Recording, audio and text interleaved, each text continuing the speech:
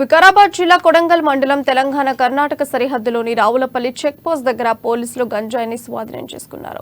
సాయంత్రం వాహనాలు తనిఖీ చేస్తుండగా సేడం నుండి కొడంగల్ వైపు బైక్ పై వస్తున్న ముగ్గురు అనుమానాస్పద వ్యక్తులను పరిశీలించగా వారి దగ్గర 2 కిలోల గంజాయిని పట్టుబడిందని పోలీసులు తెలిపారు.